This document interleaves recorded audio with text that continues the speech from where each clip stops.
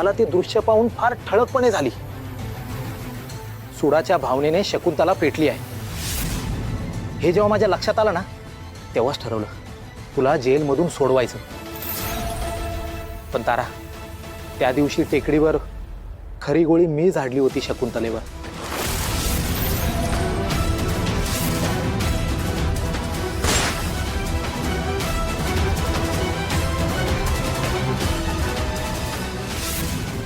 त्यामुळे मी माझा जीव वाचवण्यासाठी शकुंतलेला सामील झालो.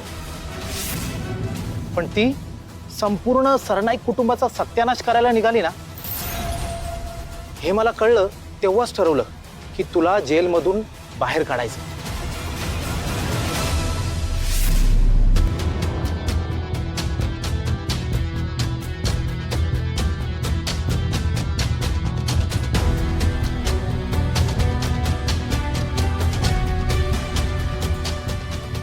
मॅडम, तुमची बेल झाली आहे, तुम्ही जाऊ शकता घरी.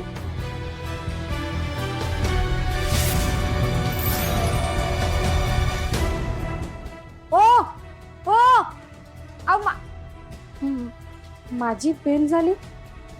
कोणी केली आहे माझी बेल?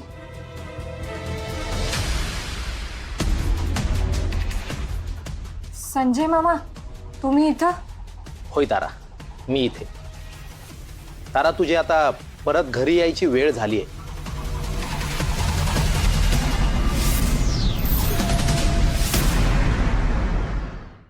खूप सोचलंस तू, पण आता नाही. तुला जिने त्रास दिला, तुला जिने इतकं सहन करायला लावलं, आता तिला धडा शिकवायची वेळ आली आहे. शकुंतला फक्त तुलाच नाही ग, माझ्या ताईच्या संपूर्ण कुटुंबाला एकमेकांपासून तोडायला निघाली आहे. ताईचं घर, बिझनेस या सगळ्यांचा सत्यानाश करून आपल्या श्रेयसला तिच्या सोबत घेऊन चालली आहे, ते पण कायमची.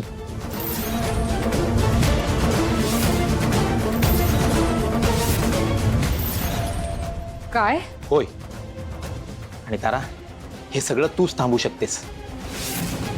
वेळ खूप कमी आहे. तुला मी इथून सोडवलंय. आता तू स्वतंत्र आहेस. तुला काहीतरी करावं लागेल. थँक्यू मामा. पण त्याआधी मला तुम्हाला एक महत्त्वाची गोष्ट सांगायची आहे. काय?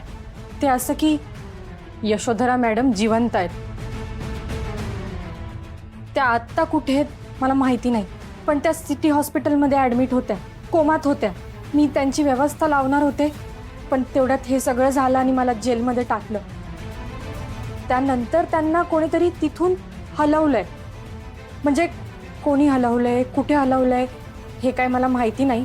त्यामुळे त्या सेफ झाल्या आहेत की संकटात सापडल्या आहेत काही कळायला मार्ग नाही मामा. मला नाही टेन्शन आलंय हो.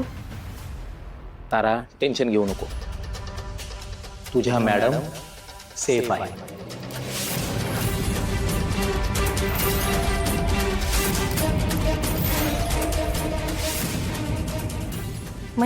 म्हणजे यशोधरा ताईला मी एकदा एकटं सोडलं होतं आणि त्याच संधीचा फायदा